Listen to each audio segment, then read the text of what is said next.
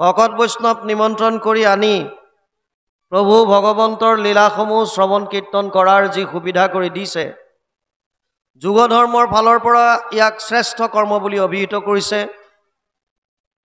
শাস্ত্ৰত কৈছে, কৃতে য়দ ধ্যায়াত বিষ্ণু ত্ৰেতায়াম যজতে মখে দ্বাপৰে পৰিচাৰ্যায়াম কলৌ তদ হৰি কীৰ্তনাত। 12:3-52 দ্বাদশ স্কন্ধ 3য় অধ্যায় 52 নম্বৰ শ্লোক ভাগৱত। ইয়াৰ অনুবাদ কৰিছে মহাপুৰুষ মাধৱদেৱে তেওঁৰ অনবদ্য গ্ৰন্থ নামঘোষাত। যুগ ধৰ্ম নিৰ্ণয় 399 পদজোকাত মহাপুৰুষ মাধৱদেৱে লিখিছে, সত্য যুগে ধ্যান, ত্ৰেতা যুগে যজ্ঞ, দ্বাপৰ যুগত পূজা, কলিত হৰিৰ কীৰ্তন বিনাই আৱৰ নাহিকে দুজা। যুগ ধৰ্মৰ ফালৰ পৰা কলি যুগৰ মানুহে দৈনন্দিন জীৱনত ভোগ কৰি থকা 3 তাপৰ পৰা পৰিত্ৰাণ পাবলৈ, যি আমি আদি দৈবিক, আদি ভৌতিক বা আধ্যাত্মিক তাপ বুলি কওঁ, এই 3 তাপৰ পৰা পৰিত্ৰাণ পাবৰ কাৰণে আৰু মায়াৰ পৰা উদ্ধাৰ পাবলৈ, হৃদয়ত পৰম আনন্দ লাভ কৰিবলৈ যদি কিবা সহজ আৰু সৰল উপায় আছে, সুগম পথ যদি কিবা আছে, সেয়া হৈছে কৃষ্ণত একান্ত শৰণ আৰু ভকতৰ সংগত শ্ৰৱণ আৰু কীৰ্তন। সেয়ে যিসকলে উদ্যোগ লৈ এনেধৰণে ভকত বৈষ্ণৱ নিমন্ত্ৰণ কৰি আনি প্ৰভু ভগৱন্তৰ লীলাসমূহ শ্ৰৱণ কীৰ্তন কৰাৰ সুবিধা কৰি দিয়ে, তেওঁলোক শ্ৰদ্ধাৰ পাত্ৰ, সেৱাৰ যোগ্য। আমি পুনৰবাৰ সেৱকীৰ গৃহৰ সকলো সদস্য তথা সদস্যাৰ শ্ৰীচৰণত আমাৰ শ্ৰদ্ধা ভৰা সেৱা নিবেদিছোঁ। আপোনাক সকলোৱে জানে, বৰ্তমান অসমত ভাগৱতৰ এক জোৱাৰ উঠিছে, চাৰিওফালে ভাগৱতৰ চৰ্চা হৈছে। ব্যাসদেৱে পদ্ম পুৰাণত 18খন পুৰাণৰ দ্বিতীয়খন ডাঙৰ পুৰাণ হৈছে পদ্ম পুৰাণ। আটাইতকৈ ডাঙৰ পুৰাণখন হৈছে স্কন্ধ পুৰাণ, য'ত 81,100টা শ্লোক আছে, আৰু দ্বিতীয়খন ডাঙৰ পুৰাণ হৈছে পদ্ম পুৰাণ, য'ত 55,000 শ্লোক আছে।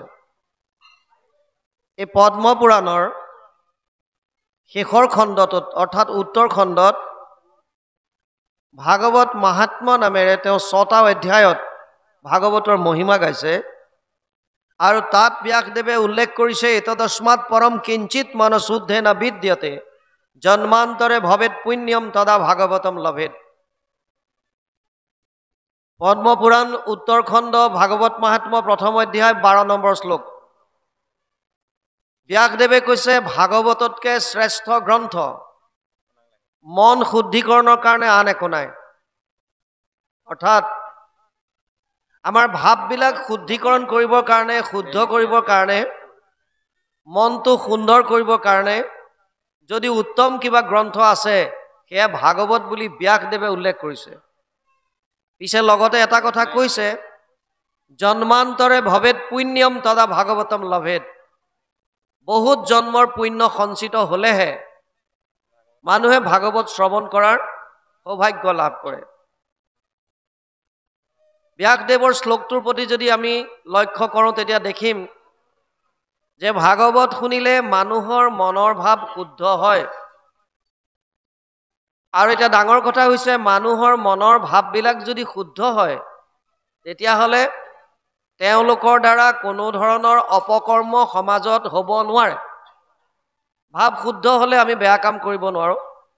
আমাৰ দ্বাৰা যিমান কৰ্ম হয়, চব ভাৱৰ প্ৰতিস্ফলন। যাৰ যেনেকুৱা ভাৱ, আমি তেনেকুৱা কৰ্ম কৰোঁ। ই ভালেই হওক, বেয়াই হওক, যাৰ মনলৈ যেনেকুৱা ভাৱ আহিব, কৰ্মটো তেনেকুৱা হ'ব। বুদ্ধিয়ে ফিল্ট্ৰেশ্যন কৰি দিয়ে, এইটো কৰি দিয়া, তাৰ পাছত কৰি দিয়ে। এতিয়া ঘটনা হ'ল, যদি ভাগৱত শুনিলে মনৰ ভাৱ শুদ্ধ হয়, ব্যাসদেৱে লিখিছে যেতিয়া এইটো সত্য। আৰু সেইফালৰ পৰা চাবলৈ গ'লে সমাজত কোনো ধৰণৰ অপকৰ্মবিলাক হ'ব নালাগিছিল। চাউণ্ডটো বৰ ভাল লগা নাই ল'ৰা। কিন্তু আমি যদি সমাজলৈ চাওঁ, সমাজত আমি এটা কথা দেখা পাওঁ যে এতিয়াও চোৰ ডকাইত ধৰ্ষণ লুণ্ঠন হিংসা দ্বেষ এইবিলাক সমান্তৰালভাৱে চলি আছে তাৰ মানে আমি ধৰ্ম এটা পথত কৰি আছো আৰু এটাত আমাৰ দ্বাৰা অপকৰ্ম হৈ আছে যেনেকৈ ৰেলৱেৰ চিৰি দুডাল সমান্তৰালভাৱে গৈ আছে ইডালৰ লগত সিডালৰ মিল নাই আমাৰো সমাজত একে গতি হৈছে তেতিয়াহ'লে কেনাটো ক'ত আছে ব্যাসদেৱে কৈছে ভাগৱত শুনিলে ভাৱ শুদ্ধ হ'ব আৰু আমি শুনাৰ পাছতো যদি হোৱা নাই তেতিয়াহ'লে ক'ৰবাত কিবা অকণমান কেনা আছে ক'ত আছে প্ৰথম কাৰণ হ'ব পাৰে আমি যেনেকৈ ভাগৱত শ্ৰৱণ কৰিব লাগে হয়তো আমি তেনেকৈ শ্ৰৱণ কৰিব পৰা নাই এক নম্বৰ কথা দুই নম্বৰ যিসকল ব্যাখ্যাকাৰ বা আলোচক আপোনাসবে নিমন্ত্ৰণ দিয়ে আমাৰ দৰে আমি হয়তো ভাগৱতৰ তত্ত্বসমূহ শ্ৰোতাৰ হৃদয় স্পৰ্শ কৰি সুমুৱাই দিয়াত বিফল হৈছোঁ 3 নম্বৰ কাৰণ হ'ব পাৰে যদিও চাৰিওফালে ভাগৱতৰ চৰ্চা হৈ আছে এতিয়াও এটা চামে নিজকে ভাগৱত শুনাৰ পৰা আঁতৰাই ৰাখিছে আৰু নহলে চতুৰ্থ কাৰণ হ'ব পাৰে এটা জনাটো জানিছো শুনাটো শুনিছো বুজাটো বুজিছো কিন্তু মানিবলৈ ইচ্ছা নাই এইটো এটা কাৰণ হ'ব পাৰে যেনে কুৰুক্ষেত্ৰ যুদ্ধৰ প্ৰাক মুহূৰ্তত ভগৱান কৃষ্ণ শান্তিদূত হৈ হস্তিনাপুৰলৈ গৈছে আৰু দুৰ্যোধনক কৈছে হে দুৰ্যোধন তোমাৰ ওপৰত এতিয়া নিৰ্ভৰ কৰিছে যুদ্ধখন হ'বনে নহয় যদি তুমি কেৱল মাত্ৰ 5খন গাঁও আমাক দি দিয়া পঞ্চপাণ্ডৱক মই পঞ্চপাণ্ডৱক বুজাই দিম কেৱল মাত্ৰ 5খন গাঁও আৰু তেওঁলোক তাতে সন্তুষ্ট হ'ব কোনো ধৰণৰ যুদ্ধ নহয় দুৰ্যোধনে কৈছিল যে 5খন গাঁওটো দূৰৰ কথা মই সামান্য বেজি এটাৰ আগত উঠা মাটিকণো বিনা যুদ্ধে দিব নোৱাৰো বা নিদিও এতিয়া ভগৱান কৃষ্ণই প্ৰশ্ন কৰিছিল হে দুৰ্যোধন তুমি ধৰ্ম কি বুজি পোৱা নে নাই দুৰ্যোধনে কৈছিল জানামি ধৰ্মম নাচামে প্ৰবৃত্তি মই ধৰ্ম কি জানো কিন্তু মোৰ মানিবলৈ ইচ্ছা নাই অধৰ্ম কি জাননে নাই জানামি অধৰ্মম নাচামে নিবৃত্তি অধৰ্ম কি মই সেইটোও জানো কিন্তু নকৰাকে থাকিব নোৱাৰো আৰু সুবিধা লৈছে কেনাপি দেৱেনা হৃদিষ্ঠিতম যথা নিয়োজয়সি তথা কৰমি মহাপুৰুষ মাধৱদেৱে এজোকা শ্লোকৰ অনুবাদ ঘোষাত কৰিলে ধৰ্মক জানহো মই তথাপি প্ৰবৃত্তি নাই অধৰ্মত নিবৃত্তি নহয় হৃদিষ্ঠিত হয়া তুমি যেন কৰাবাহা স্বামী ঋষিকেশ কৰিব তেনেয় অৰ্থাৎ আমি জনা কথাটো বহু সময়ত মানিবলৈ ইচ্ছা নকৰো কোনে নাজানে ৰাতিপুৱা সোনকালে উঠিব লাগে কিন্তু আমি উঠো কিমানজন কোনে নাজানে জীৱ জন্তুকে ইত্যাদি কৰি প্ৰাণী হিংসা কৰিব নালাগে নকৰাকে কিমানজন আছো কোনে নাজানে যে বেলেগৰ হিংসা কৰিব নালাগে কিন্তু সময়ত নকৰাকে কিমানজনে আছো ক্ৰোধটো বেয়া কোনে নাজানে তথাপিও আমাৰ ক্ৰোধ উঠে আমি জানো জনাৰ পাছতো মানিবলৈ ইচ্ছা কৰা নাই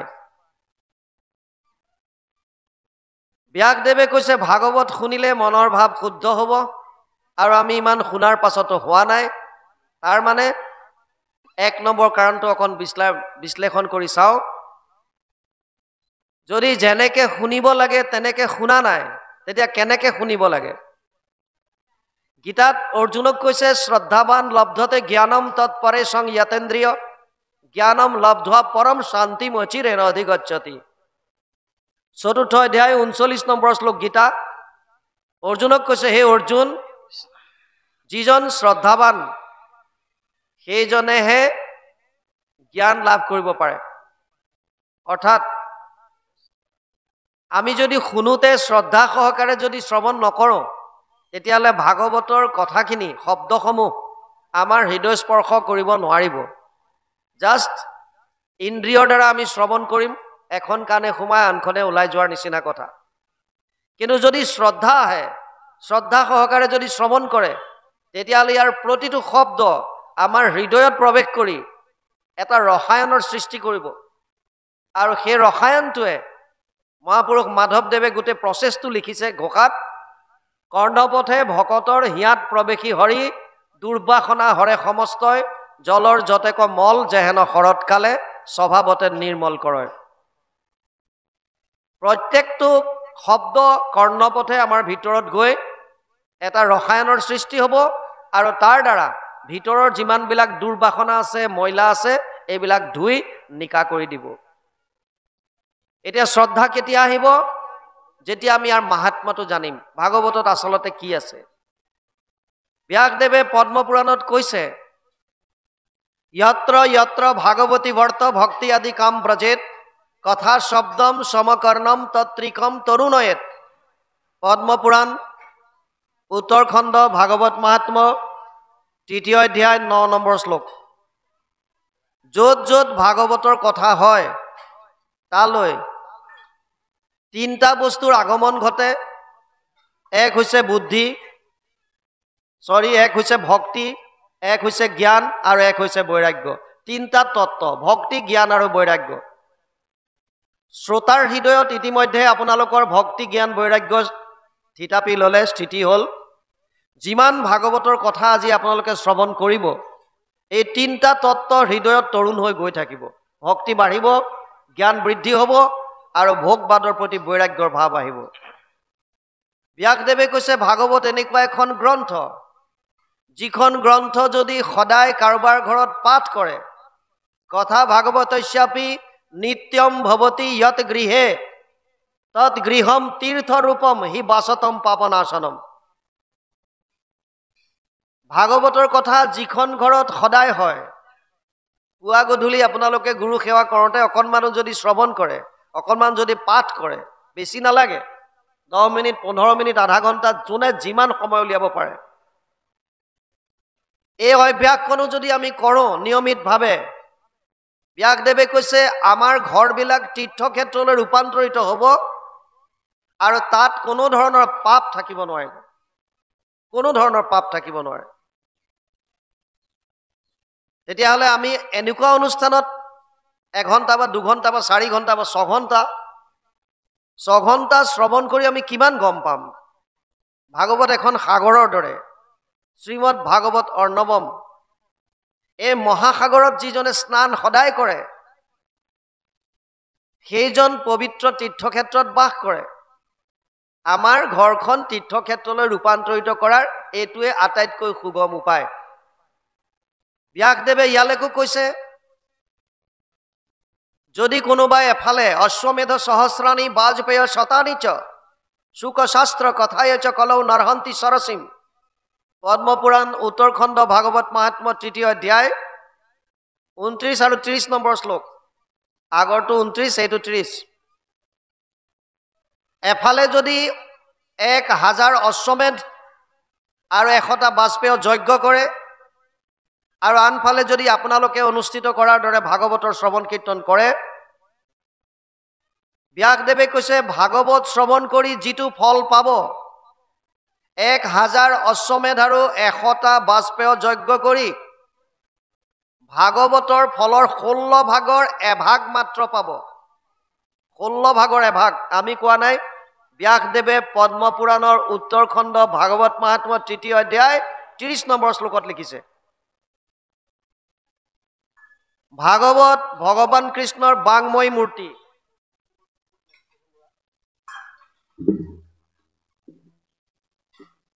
ভগৱান কৃষ্ণৰ বাংময় মূৰ্তি বুলি কৈছে।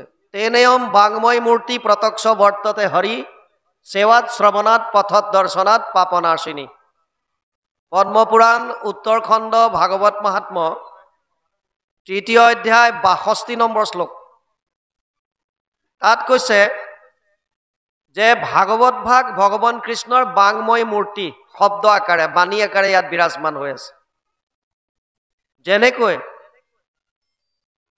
মহাপুৰুষ শ্ৰীমন্ত শংকৰদেৱে মাধৱ পুৰুষক কৈছিল, শুনিও মাধৱ মোৰ থাকিবাৰ স্থান কীৰ্তন দশম মোৰ মূৰ্তিৰ সমান কীৰ্তন দশম পুথি থাকয় যথাত জানিবা মাধৱ মই থাকোঁ সাক্ষাৎ যিজন নিপুণে গুৰু আমাক বলয় কীৰ্তনত দশমত আমাক দেখয় ইমানতে ক্ষান্ত থকা নাই মহাপুৰুষ মাধৱদেৱক কৈছে ঘোষা নামে শাস্ত্ৰখানি তুমিও কৰিবা ঘোষা ৰত্নাৱলী মাজে তুমিও থাকিবা তাৰ মানে ভগৱান কৃষ্ণৰ বাংময় মূৰ্তি হৈছে ভাগৱত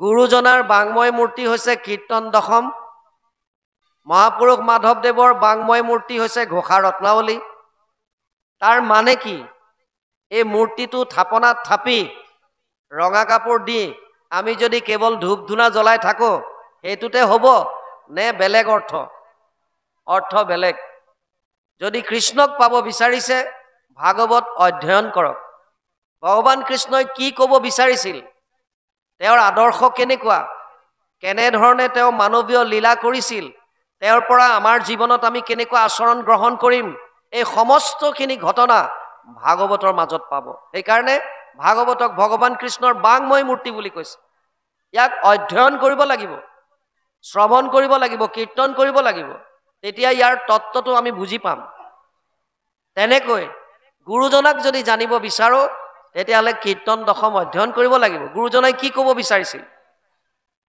আৰু যদি মহাপুৰুষ মাধৱদেৱক জানিব বিচাৰে তেওঁৰ উপদেশ যদি ল'ব বিচাৰে তেতিয়াহ'লে ঘোষা ৰত্নাৱলী আমি অধ্যয়ন কৰিব লাগিব অধ্যয়ন কৰিলে নজনা কথাবিলাক গম পাম আমাৰ জীৱনৰ কাৰণে কোনটো শুদ্ধ কোনটো অশুদ্ধ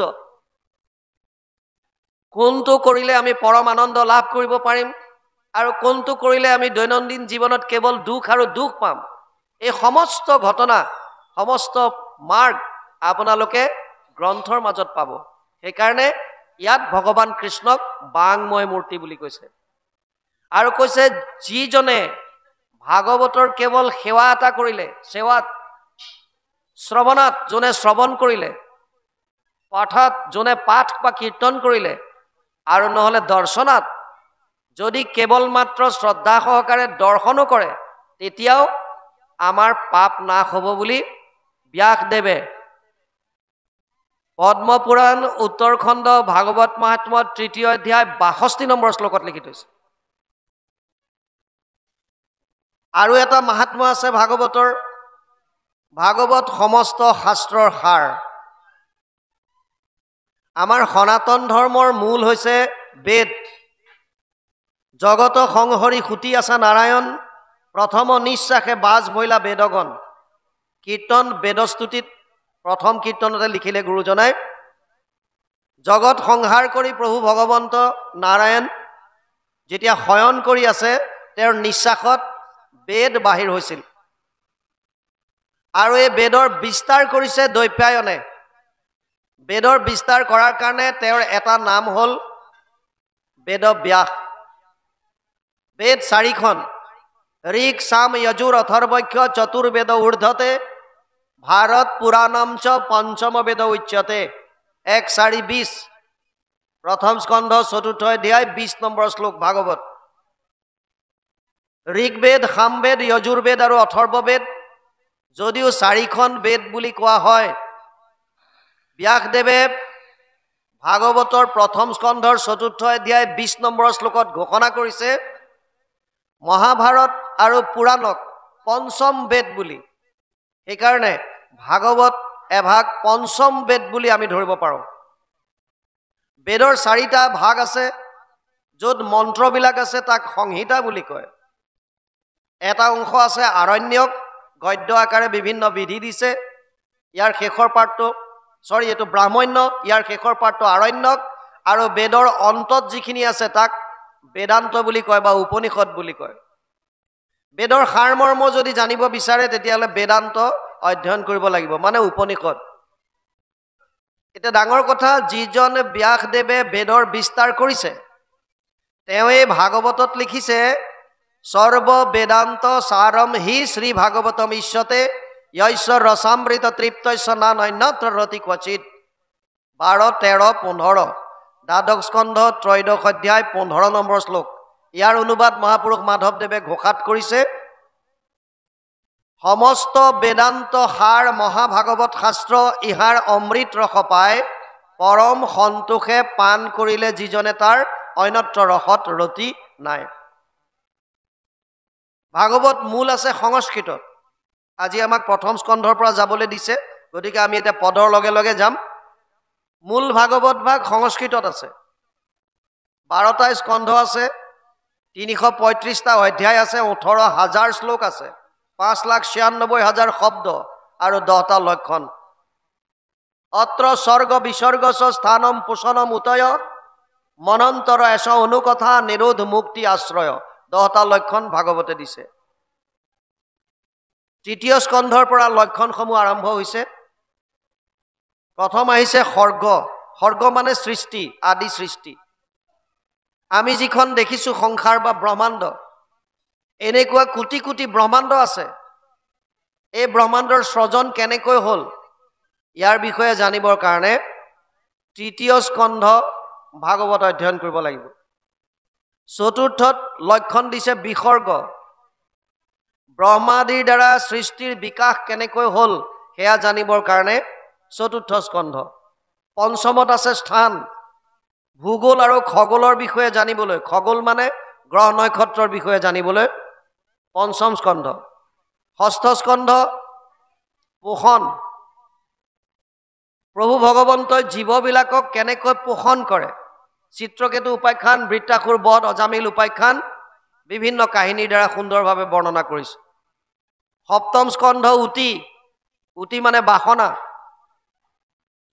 তিনি ধৰণৰ আমাৰ বাসনা আছে, আসুৰিক বাসনা, দৈবিক বাসনা আৰু মানৱীয় বাসনা। আসুৰিক বাসনাৰ কথা বুজাবলৈ হিৰণ্যকশিপু আৰু হিৰণ্যক্ষৰ চৰিত্ৰ আনিছে। দৈবিক বাসনাৰ কথা বুজাবলৈ ভক্ত প্ৰহ্লাদৰ কথা আনিছে। আৰু মানৱীয় বাসনাৰ কথা বুজাবলৈ সংস্কৃত ভাগৱতত বৰ্ণাশ্ৰম ধৰ্মৰ কথা যদিও আছে, অসমীয়ালৈ অনুবাদ কৰা নাই। কাৰণ ভক্তিমাৰ্গত বৰ্ণাশ্ৰম ধৰ্মৰ বিশেষ প্ৰয়োজন নাই। মহাপুৰুষ মাধৱদেৱে কৈছে, নহো জানা আমি চাৰি জাতি, চাৰিও আশ্ৰমী নহো আতি। আমাৰ জাতি বা বৰ্ণ এইবিলাকত নাই। আমাৰ জাতি এটাই, কি? দাসৰো দাস, টান দাস ভৈলো আমি। আমাৰ এটাই জাতি, সেইটোৱে হৈছে কেৱল আমি দাস। এজনেই স্বামী ভগৱান কৃষ্ণ, তেওঁৰ আমি দাস। তাৰ বাহিৰে আৰু আমাৰ কোনো জাতি নাই। সেইকাৰণে ভাগৱতৰ অনুষ্ঠান হওক, নামঘৰৰ কিবা অনুষ্ঠান হওক, আমি সকলো এনেকৈ একেলগে বহিব পাৰোঁ। এতিয়াও বহুত জেগা আছে য'ত উচ্চ নিচ জাতিভেদ এইবিলাক বিবেচনা কৰিহে আসন দিয়ে। উচ্চ কুলৰখিনিৰ কাৰণে বেলেগ, নিচ কুলৰ কাৰণে বেলেগ, ধনী মানুহৰ কাৰণে বেলেগ, দুখীয়া মানুহৰ কাৰণে বেলেগ। কিন্তু গুৰুজনাই প্ৰৱৰ্তন কৰি যোৱা নামঘৰৰ এখন সমাজত এনেকুৱা একো বস্তু নাই। সেইকাৰণে ভাগৱতলৈ ইয়াৰ অনুবাদ কৰা নাই। অষ্টম স্কন্ধত আছে মনন্তৰ। মনু আৰু মনু পুত্ৰসকলৰ বিষয়ে জানিবলৈ অষ্টম স্কন্ধ অধ্যয়ন কৰিব লাগিব। নৱম স্কন্ধ ৰাজবংশাৱলী, ঈশানু। চন্দ্ৰবংশ, সূৰ্যবংশৰ বিভিন্ন ৰজা মহাৰজাৰ বিষয়ে জানিবলৈ নৱম স্কন্ধ। দশম স্কন্ধ নিৰোধ। 90টা অধ্যায় আছে দশমত। ভগৱান কৃষ্ণৰ অৱতাৰৰ পৰা বিভিন্ন লীলা দশমত আপোনালোকে পাব। একাদশ স্কন্ধ মুক্তি। জীৱক মুক্তি কিয় লাগে, কেনেকৈ পাব, নিমি নৱসিদ্ধ সংবাদ, কৃষ্ণ উদ্ধৱ সংবাদ, বৰ সুন্দৰ সুন্দৰ কথাৰ মাজেৰে আপোনালোকে সেয়া পাব। আৰু দ্বাদশ স্কন্ধত আছে আশ্ৰয়, মানে আমি শৰণ ক'ত ল'ম। বৰ্তমান সমাজত এই বিষয়টোৰ ওপৰতে বিভ্ৰান্তিৰ সৃষ্টি হৈছে। বিভিন্নজনে বিভিন্ন মত দিয়ে আৰু সেইকাৰণে সমাজত খেলি মেলিৰ সৃষ্টি হৈছে। আচলতে আমি শৰণ ক'ত লোৱা উচিত, তাৰ বিষয়ে ভাগৱতে সুন্দৰভাৱে বৰ্ণনা কৰিছে। আৰু আপোনালোকে জানি আচৰিত হ'ব, দশম লক্ষণটো শুদ্ধ ৰূপত প্ৰতিপন্ন কৰিবৰ বাবেইহে বাকী 9টা লক্ষণ বৰ্ণনা কৰিছে। দশমৰ্থ বিশুদ্ধ্যাৰ্থম নৱনিমিহ লক্ষণম বৰ্ণয়ন্তি মহাত্মা ন শ্ৰুতেনা অৰ্থেন চাঞ্জসা। 2:10:2 দ্বিতীয় স্কন্ধ 10ম অধ্যায় 2 নম্বৰ শ্লোক ভাগৱত আৰম্ভ হৈছে নৈমিষাৰণ্যত গুৰুজনাই অনুবাদ কৰোঁতে প্ৰথমতে মংগলাচৰণ আৰু ঋষিৰ প্ৰশ্নৰ দ্বাৰাই আৰম্ভ কৰিছে মংগলাচৰণ সাউণ্ডটো বৰ ভাল লগা নাই হয়তো আমাৰ ফালে মনিটৰ দিয়া নাই কিবা চেপা ওলাই আছে মাতটো কাণত ভালকে পোৱা নাই আপোনালোকে বুজিব পাৰিছে নাই শব্দবিলাক পাৰিছে ন ঠিক আছে কৃষ্ণ যিকোনো শুভ কৰ্ম কৰাৰ প্ৰাক মুহূৰ্তত মংগল আচৰণ কৰিব লাগে মংগল আচৰণ হে প্ৰভু মই এইটো কৰ্ম কৰিবলৈ ওলাইছো যাতে মোৰ মন বুদ্ধি সমস্তখিনি তোমাৰ চৰণতে থাকক আৰু যিটো কৰ্ম কৰিবলৈ আগবাঢ়িছো সেই কৰ্মটো যাতে সুখাংগ হয় সুচাৰুৰূপে যাতে সমাধা হ'ব পাৰে তাৰ বাবে প্ৰভু ভগৱন্তক স্মৰণ কৰিব লাগে এইটোৱে হৈছে মংগল আচৰণ ইয়াত গুৰুজনাই অনুবাদ কৰোঁতে ভাগৱতৰ যি 3টা মংগলাচৰণ শ্লোক আছে সেইকেইটা নকৰি নিজাববীয়াকৈ ইয়াত মংগলাচৰণ কৰিছে আৰু ভগৱান কৃষ্ণৰ স্তুতি কৰিছে কি কৈছে জয় জয় কৃষ্ণ কৃপাময় মহেশ্বৰ যাৰ আজ্ঞা শিৰে বহে ব্ৰহ্মা হৰিহৰ মৎস্য কুৰ্ম আদি অংশ অৱতাৰ যাৰ ঈশ্বৰ কৃষ্ণক কোটি কোটি নমস্কাৰ গুৰুজনাই কৈছে জয় জয় কৃষ্ণ কৃপাময় মহেশ্বৰ যাৰ আজ্ঞা শিৰে ধৰে ব্ৰহ্মা হৰিহৰ মই সেইজন কৃষ্ণক প্ৰথমে নমস্কাৰ কৰিছো যিজনৰ আজ্ঞা ব্ৰহ্মা বিষ্ণু আৰু হৰেও পালন কৰি থাকে ব্ৰহ্মা বিষ্ণু হৰ কোন তেতিয়াহ'লে প্ৰভু ভগৱন্তৰ বিভিন্ন অৱতাৰ আছে এই অৱতাৰসমূহক বিভিন্নজনে বিভিন্ন ধৰণে ভাগ কৰে ইয়াৰ মূলতঃ 6 ধৰণৰ ভাগ আছে পুৰুষ অৱতাৰ আছে গুণ অৱতাৰ আছে যোগ অৱতাৰ আছে লীলা অৱতাৰ আছে শক্তাবেশ অৱতাৰ আছে আৰু মনন্তৰ অৱতাৰ আছে বিভিন্ন অৱতাৰ এই 3টা গুণৰ দ্বাৰা তেওঁ 3জন দেৱতা হৈ সত্য গুণৰ পৰা বিষ্ণু ৰজগুণৰ পৰা ব্ৰহ্মা আৰু তমো গুণৰ পৰা ৰুদ্ৰ ৰূপে সৃষ্টি স্থিতি আৰু পালনৰ কৰ্ম কৰি আছে প্ৰত্যেক ব্ৰহ্মাণ্ডৰ কাৰণে তেনেকৈ ব্ৰহ্মা বিষ্ণু হৰ বেলেগ কিন্তু কৃষ্ণ শক্তি এটাই কৃষ্ণ তত্ত্ব এটাই এইকাৰণে ইয়াত কৈছে মই সেইজন কৃষ্ণক নমস্কাৰ কৰিছো যিজনৰ আজ্ঞা ব্ৰহ্মা হৰি হৰেও পালন কৰি থাকে আৰু কোনজন মৎস্য কুৰ্ম আদি অংশ অৱতাৰ যাৰ ঈশ্বৰ কৃষ্ণক কোটি কোটি নমস্কাৰ যিজনে ভকতৰ কাৰণে বিভিন্ন সময়ত বিভিন্ন অৱতাৰ ধাৰণ কৰে প্ৰভু ভগৱন্তৰ অনন্ত কোটি অৱতাৰ আছে কিন্তু তাৰ ভিতৰত আমাক 24 অৱতাৰৰ কথা কৈছে 24 অৱতাৰ আৰু ইয়াকো সংক্ষেপ কৰি 10 অৱতাৰ অতি পপুলাৰ 10 অৱতাৰ মৎস্য কুৰ্ম বৰাহস্য নৰসিংহ অথ বামন ৰাম ৰামচ্চ বুদ্ধ কল্কি চতে 10 এই 10টা অৱতাৰ আৰু মহাপুৰুষ মাধৱদেৱে এইটো সংস্কৃতৰ শ্লোকৰ অনুবাদ কৰিছে মৎস্য কুৰ্ম নৰসিংহ বামন পৰশুৰাম হলিৰাম বৰা শ্ৰীৰাম বুদ্ধ কল্কি নামে 10 আকৃতি ধৰিছা কৃষ্ণ তজু পায় কৰহৰ প্ৰণাম এই 10টা অৱতাৰত কৃষ্ণৰ নাই কাৰণ কৃষ্ণ স্বয়ং পূৰ্ণ ব্ৰহ্ম কৃষ্ণ স্বয়ং ভগৱান তেওঁ অৱতাৰ ধাৰণ কৰে এইকাৰণে ইয়াত ক'লে যে মৎস্য কুৰ্ম আদি অংশ অৱতাৰ যাৰ যিজনে ভকতক কল্যাণ সাধিবৰ কাৰণে ভকতক উদ্ধাৰ কৰিবৰ কাৰণে বিভিন্ন সময়ত বিভিন্ন অৱতাৰ ধাৰণ কৰে অৱতাৰ আৰু জন্ম পাৰ্থক্যটো বুজি লওক আমাৰ সন্তান জন্ম হলে জন্ম হোৱা বুলি কয় অমুকৰ অমুক ল'ৰা এটা জন্ম হৈছে ছোৱালী এজনী জন্ম হ'ল কিন্তু ভগৱানৰ কথা আহিলে আমি অৱতাৰ ধাৰণ কৰা বুলি কওঁ ইয়াৰ পাৰ্থক্যটো কি সুন্দৰভাৱে বুজক এটা সৰু ঠেক গলিত অন্ধকাৰ ৰাতি এজন মানুহ গৈ আছে লুংলুঙীয়া বাট এটাই মানুহ এজন অন্ধকাৰ ৰাতি আগবাঢ়িছে কিছু দূৰ যোৱাৰ পাছত হঠাৎ তেওঁ এটা গাঁতত সোমাই গ'ল এটা হিউম পাইপ ধৰি লওক দ গাঁত এটা কুৱাৰ নিচিনা তাত সোমাই গ'ল গম নাপালে আৰু সোমাই যোৱাৰ পাছত এতিয়া উঠিব পৰা নাই উঠিবলৈ নোৱাৰাৰ কাৰণে জোৰত চিঞৰিছে মোক ৰক্ষা কৰা বুলি তাৰ কিছু সময়ৰ পাছতে সেইটো বাটেদি আন এজন মানুহ গৈছে তেওঁৰ হাতত পোহৰ আছে আৰু তেওঁ কাৰোবাৰ আৰ্তনাদ শুনিছে। শুনাৰ পাছত গাঁতটোৰ ওচৰলৈ গৈ পোহৰ দি পেলাই চালে গাঁতৰ তলত মানুহ এজন পৰি আছে। এতিয়া পিছত যোৱা মানুহজনৰ নিজৰ ইচ্ছাৰ কথা, তেওঁ যদি ইচ্ছা কৰে জখলা এডাল দি পেলাই তাৰ পৰা মানুহটোক উঠাই আনিবও পাৰে যদি সক্ষম হয়। যদি মানুহটো অলৰেডি হাত ভৰি ভাগি গৈছে, উঠিব নোৱাৰে, তেতিয়া প্ৰয়োজন সাপেক্ষে পিছৰ মানুহজনে নিজে নামি গৈ অৱতৰিত হৈ এই প্ৰাণীটোক উদ্ধাৰ কৰিব পাৰে। এইটো তেওঁৰ নিজৰ কথা। বস্তুটো বুজি পালে? আগৰটোৱে গম নোপোৱাকৈ গাঁতটোত সোমালে, যিজনে নজনাকে গাঁতটোত সোমাই গ'ল, এইটো হৈছে জন্ম। এইটো আমাৰ কৰ্মফল। যাক যেনেকৈ যিখন যোনিত সোমাব আমি যাবলগীয়া হয়, সেইমতে আমি তাত জন্ম ল'বলগীয়া হয়। এইটোত কোনো আমাৰ হাতত নাই। আপুনি মই কুকুৰ, মেকুৰী, গাধ, ঘোঁৰা যিকোনো যোনিত আমি জন্ম হ'বলগীয়া হ'ব পাৰে।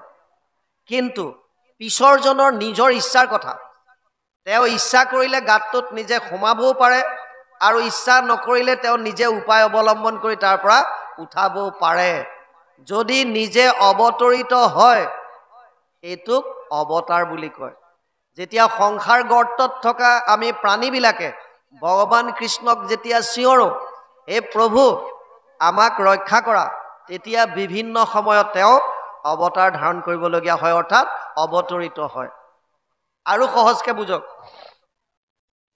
2 মহলীয়া ঘৰ এটাৰ ওপৰত ধৰি লওক ভগৱান কৃষ্ণ ৰৈ আছে আৰু আমি জীৱবিলাক তলত এডাল জখলা দিয়া আছে, ষ্টেয়াৰ কেছ এডাল বনোৱা আছে।